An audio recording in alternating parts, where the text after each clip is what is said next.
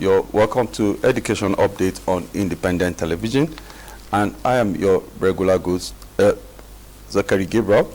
And of course, it's a program that keeps you updated, keeps you abreast with what is happening in the education sector, all that you need to know in the education sector.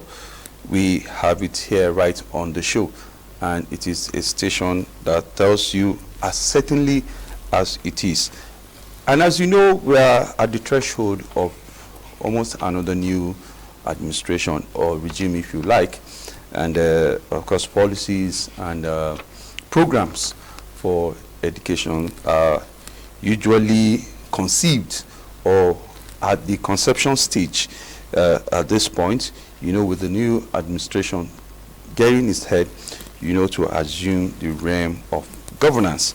And people in the education sector are looking forward to what the new administration has to offer in the education sector. And somebody says, if you are an individual or a country, if you are planning for a lifetime, you should be an educated person.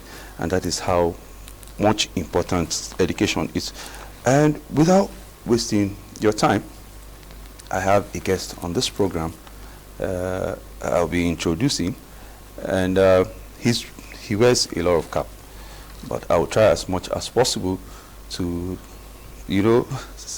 mention some of the caps that he has. He's a registered engineer with COREN, that's the Council for the Regulation of Engineering in Nigeria, European Engineering Council Chartered Engineer, and he holds a wide range of professional fellowships, and currently also serves as a council member of the Nigerian Academy of Engineers. But today he is coming as the national coordinator of the National Social Investment Program, and we shall be zeroing on the homegrown school feeding program, which is also under his purview. Let me welcome Dr. Umar Buba Benju. You're welcome to the program. Thank you very much. It's a pleasure. Yeah, I know the National Social Investment Program that was established in 2016 by this administration, and you have always been at the realm of affair. Maybe let's begin with just tell us what the program is all about, for those at home who are privileged to be seeing you for the first time. Yeah, thank you very much. Very, very briefly, I think our President Buhari, when he came in 2015, recognized that poverty is really a problem for Nigeria. It's causing a lot of disasters, it's causing a lot of problems. And this poverty, as most Nigerians know, they come in layers. One of the layers that for a very long time, if at all, that has never been touched effectively is the layer of the poor and vulnerable poor Nigerians. These are literally the people that we call as the people at the bottom of the pyramid. So the president came up with this innovative program to say, look, we have to very carefully look at this layer and then try to invigorate this layer to actually join the rest of us. And therefore he came up with the National Social Investment Program and put 4 initial clusters under them. The Empower, which is cluster 1, he said, give young people, whether they're educated or not, more skills, practical skills on how to teach, how to work in healthcare facilities, talking to people, how to advise farmers, how to know how to repair things, how to build things, how to do plumbing, repairing vehicles, and so on and so forth. And then for these young people, when you train them, give them tools of trade so that they can either work for somebody or they can actually employ themselves and employ 1 or 2 more people. So conceptually, that is for the youth, both boys and girls, both for educated and non-educated. And the idea is once you create jobs, once you get the young people engaged, then the poverty and the system will slow down and calm down, and you have a progressive environment. Okay, yeah. For the purpose of this program, we are going to zero in on the homegrown school feeding program.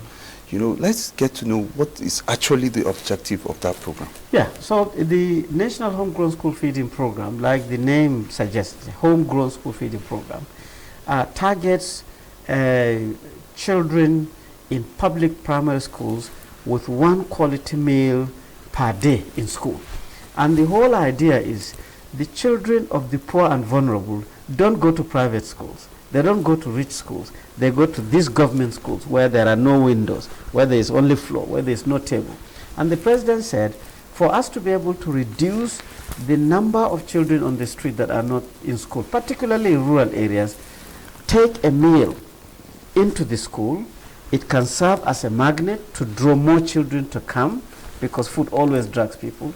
2, because the food is served sometime in the afternoon, it brings the children and it keeps them so that they learn more. And because they are eating good quality meal, they become stronger and healthier. So the objective is increase enrollment, also ensure that the children are healthier, and then there's retention to make sure that these children actually learn more.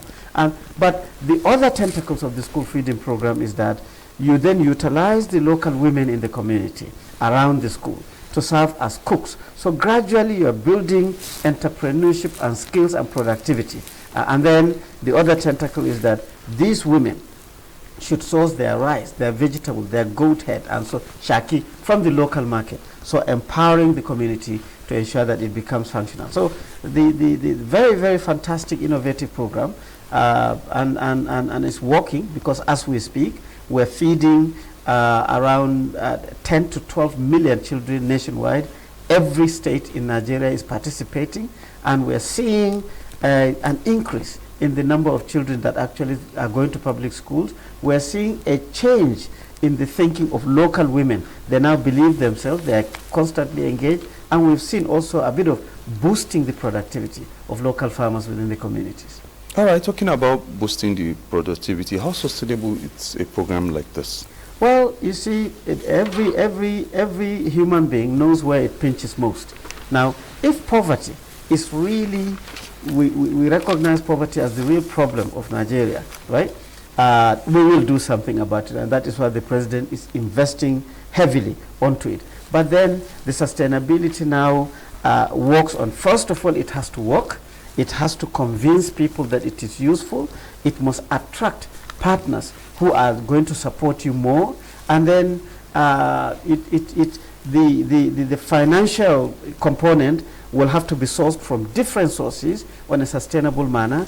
And the skills of the employers, the workers and the implementers of the program must also increase. And we're seeing all this happening to the extent that the president has seen that it's working and has actually approved for a bill to be sent to the National Assembly, which I'm happy to report to Nigerians that the Senate has approved. This legal instrument is now the core to ensure that the program is actually sustained. All right, the program is actually sustained. You know, a lot of people too, you know, talk about the transparency of the program, you know, and where some believe that these programs, especially when you talk of the rural people, you know, mostly it's in the hands of who you know.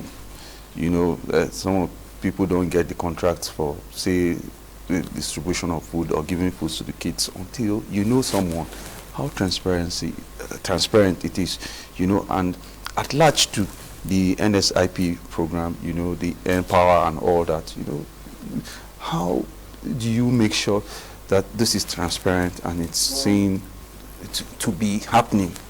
Well, you see, one of the core elements or recipes for transparency is to ensure that you inject technology in implementing this kind of programs.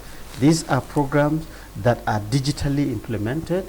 The databases are very, very transparently collected.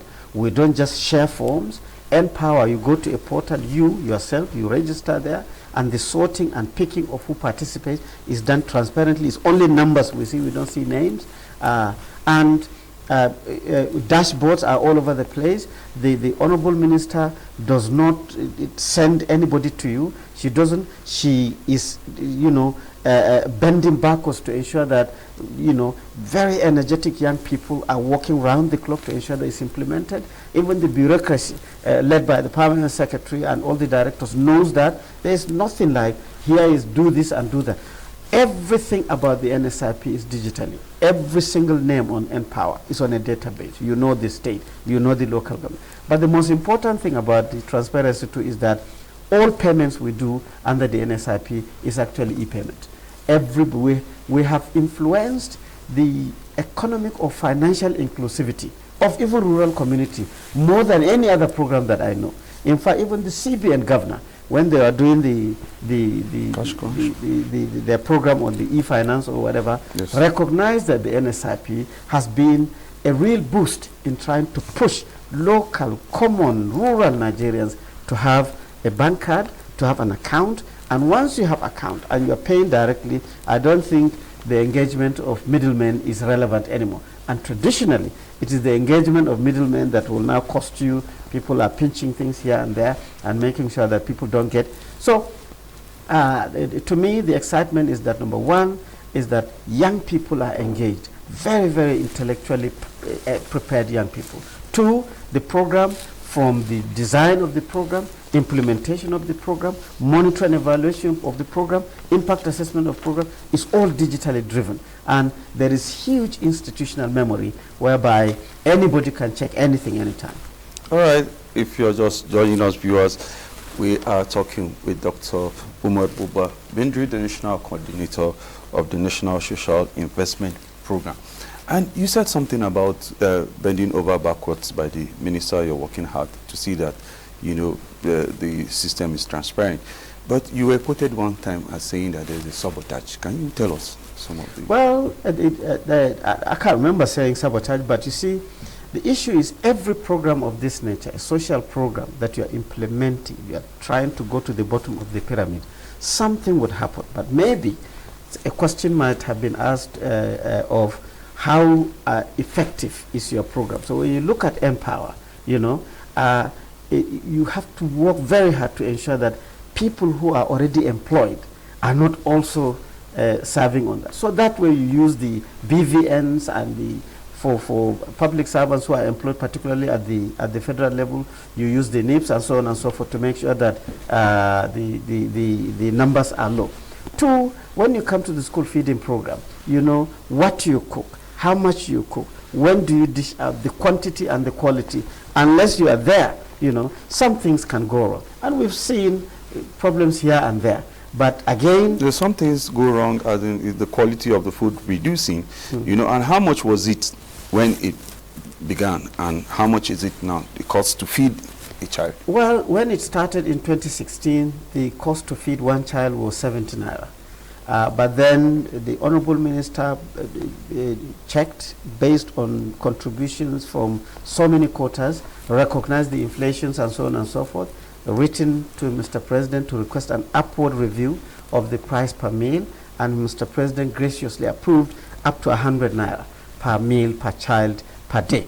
So these are, I mean, ministers don't, our Honorable Minister is literally every single day on top of this. Every single day she is having an NSIP-wide meeting, finding the tiny, tiny things. And you know, we are connected to the states to implement this directly. So we design things here, we have the resources from here, but the state system implements it, and therefore that linkage has to be very, very strong. Otherwise, you will hand over programs to the state, and they will tell you normally, this is our state, we know what is happening, and then you have to follow it to monitor and evaluate to make sure that when they say this school is feeding, the school is actually feeding. And that's why we have independent monitors that are visiting our project sites every single day. We are working with NGOs to make sure that they can visit anywhere, and it is data that is being given to them, real-time data that is being built daily and hourly that they have access to. We're using tablets, digital devices, and connectivity to ensure that we are all connected in real time. So all these elements work together to ensure that we minimize all these sabotages or weaknesses and strengthen the program. Okay, but is there any correlation between the Homegrown School Feeding Program with the World Food Program? Yes.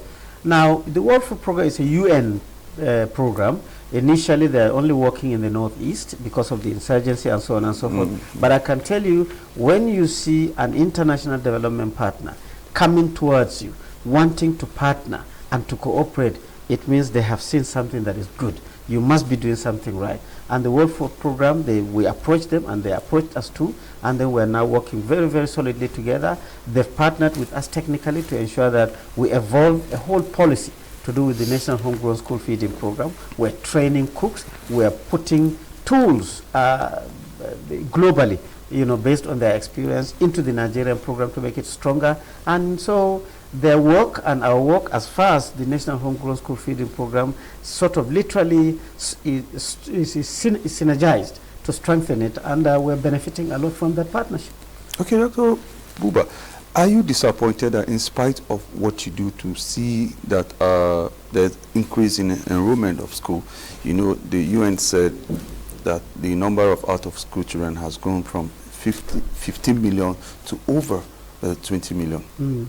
Well, actually, they actually quoted 30 million. Okay. But you see, on one side, it is the birth rate, is the visibility of children who are not on school, it is the ruralness of the system, and so on and so forth. On the other side, the school feeding program is a school program. You have to go to school first to benefit from it. Now, but it's also meant to attract. Yes, the food, and even in weddings, when you go and they say there's food, you see people rushing there and so on and so forth. So the food in schools are actually is actually encouraging even parents to send their children to school. That is increasing. And local farmers to, the benefits that produce more. Yes. So we have seen instances where we go on our monitoring or to evaluate the impact of the program, and we hear from parents that, oh, my children before, we have to chase them, we have to look for them to go to school. Now, they wake up themselves, they get ready, and they run to school themselves. We were wondering what was the magic, and then we discovered that it is the school feeding program that is actually working. But on the other side, too, we've seen in some states that children are refusing to go to class 4 because our feeding program is class 1, 2, 3. And when you graduate to class 4, the school feeding program doesn't cover it. So some children are saying, no, they don't want to go to class 4, they want to stay in class 3. But I mean, all these are effects of encouragement to children to see that more children go to school. And the Mr. President has seen this thing that you have said. The school feeding program, absorbing children to school, is not fast enough. And that's why he introduced the alternate school program. The alternate school program, Mr. President said, find where the children are, whether they're in the motor park, whether they're in the hospitals, whether in their markets or mechanic villages, anywhere. Go there and give them limited education. But when you go there, also give them food. The school feeding program is operating there. When you go there, also take your Empower to teach them. So this again is being implemented by the ministry, and I'm sure by the time it gains solid foundation, it will mop up all these effects of the out-of-school children in our country. Okay, but you agree with me that like in urban areas and rural areas, the students will gravitate towards schools when it comes to feeding. But in urban areas, like especially in a city like the Federal Capital Territory, and you still are continuing with your program even in such areas? Public schools, the guidance anywhere. by Mr. President said public schools From anywhere. Maitama to Ikeja. Anywhere, public schools. But the implementing structure of the program in the states are the local grant. And since the National Homegrown School Feeding Program started, there has never been, this is a school, and we said, no, we're not going to feed it. It has been an open gate. Once you now get the data on the schools, the Bureau of Statistics confirm this data on the number of schools and the children, the school feeding program will register them and subscribe them onto the program. So we've never had any reason to reject any school, public school anywhere. Private schools even tried, but we're now concentrating on government or public schools. This is where the children of the poor goes, and we're maintaining that so that by the time we consolidate on the implementation and the effectiveness of the program, we can think of other layers. Okay, sir, if I may ask you, do you have the exact numbers of students that you feed right now, and how much it cost per day? Well, it's very simple. Actually, we're feeding 9.8 million, but because of the current enumerations and so on and so forth, we've moved up to 12 million. But if you take an average of 10 million and you put 100 naira, so literally, If you put 110, you get 1 billion, right? Because it's a million there. So the 9 is ranges between 9 to 12 billion every month. No. Every day you feed, let's say, 10 million. Okay. Right? So 10 million children are fed every day.